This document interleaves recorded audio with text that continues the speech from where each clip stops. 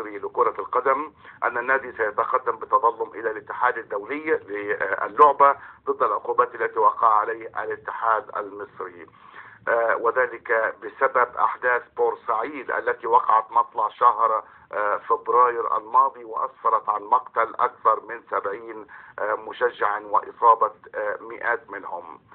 في شأن آخر، بدأ عمال في محطة الحاويات بالميناء المحوري بشق المحافظة تعطيل حركة تداولات الحاويات اعتراضا على عدم صرف الأرباح السنوية. معي من بورسعيد الصحفي أحمد الجمال. أستاذ أحمد، يعني أعتقد أن الاتحاد الدولي لكرة القدم قال إن ما حدث في بورسعيد والأحكام التي يمكن أن تصدر والقرارات التي يمكن أن تتخذ هي خاضعة للداخل المصري وليس لاتحاد كرة القدم يعني دخل في تعديلها. هل يدرك المسؤولون في النادي المصري ذلك؟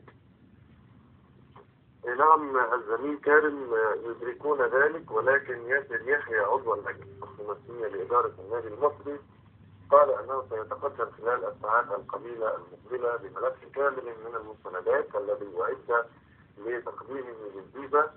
سيتقدم أولا قبل ذلك إلى لجنة التظلمات والاستئناس باتحاد الكرة كخطوة أولى تمهيدا لرفعه وتقديمه للفيفا والمحكمة الرياضية الدولية. وكشف لنا ايضا عضو اللجنه ان كامل ابو علي رئيس النادي اتم بالفعل الاتفاق مع احد المكاتب القانونيه المتخصصه في شؤون روائح الفيزا في سويسرا، والذي سيقوم بتقديم الدفاع عن النادي المصري وتمثيله لشكل لان هذا هو الملف الاهم على حد وصفه، لانه يحدد مصير النادي المصري في الفتره المقبله، حيث تم حرمانه لموسمين وكذلك لعامل الوقت الضابط والمحدد لرفع التظلم امام الفيفا ومدته 10 ايام من تاريخ توقيع العقوبه.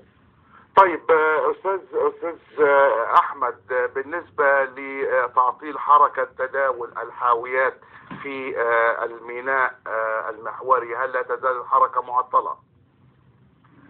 نعم، العمال هناك بدأوا كما كان في العام الماضي الزميل كارم، حيث بدأوا بمحطة الحاويات في الميناء المحوري في شرق بورسعيد منذ مساء أمس وحتى اليوم بتعطيل حركة تداول الحاويات عن طبيعتها اليومية، وكان ذلك وما زال اعتراضا على عدم صرف الأرباح السنوية وتعنت على حد وصفهم العضو المنتدب لشركة قناة السويس وإصراره على عدم الصرف برغم أن ذلك مخالف للقانون.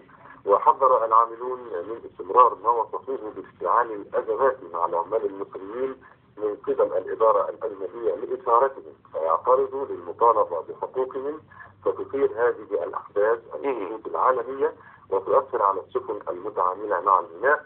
طلبوا أيضا بضرورة إعطاء العمال حقوقها المالية كاملة لأنهم يخلصون في عملهم على حد وصفهم، والدليل على ذلك أن المحطة وهي المستثمر الوحيد الذي يعمل في شرق بورسعيد حققت المركز الثاني في عمليات تداول الحاويات على مستوى البحر المتوسط. شكرا جزيلا للصحفي أحمد الجمال من بورسعيد. من أن نتحول إلى